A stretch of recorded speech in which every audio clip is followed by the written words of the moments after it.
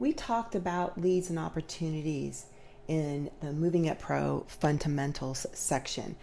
This time I'm going to go into how your leads are added to opportunities, how they move through pipelines, and how that is affected by automation.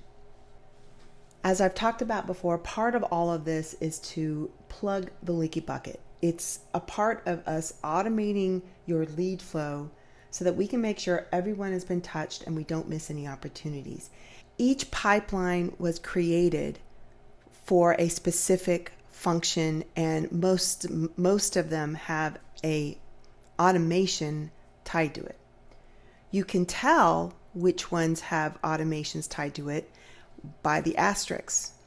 If there's one asterisk, that means that it's all internal. You can move people through a pipeline. If I move Jessica here to a contacted, a automation kicks in, but it's mostly all internal automations, things that only you and your team will see. If I put Jessica later on into an estimate sent and it's got two asterisks, that means something will go out externally from the system.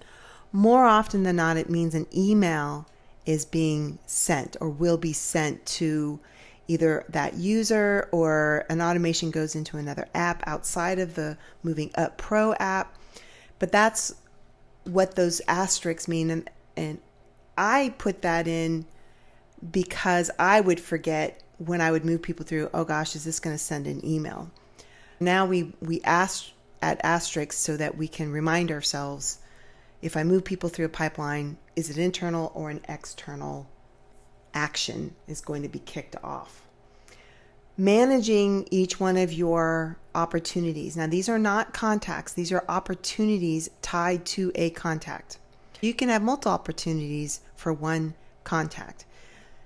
When I open the opportunity, we've got obviously these details in here. A lot of these things have been already generated through an automation. You can have multiple types of opportunities up here, and each one might most likely have their own automation. For now, I'm just going to stick with the leads. This is what most people are going to be seeing day to day. The last video we talked about triggers, and it was important to understand how triggers work within an automation. Inside the lead opportunity, typically what kicks off a new opportunity is an estimate request or even a contact request. When I look at the workflows, becoming your automation workflows, I usually put them into a folder called leads. And if I click the estimate request notification, we can see the trigger is a quote form request. If I want, I can have another trigger for contacts, but for now, it's a single quote request. Other types of automations can get a little bit complex. We've got one in here called unqualified.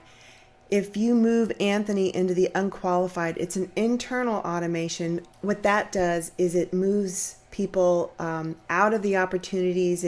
We don't count them, add some tags, and we don't send it back to like Google Ads. If we're doing paid ads for you, it won't send it back to Google Analytics as conversions.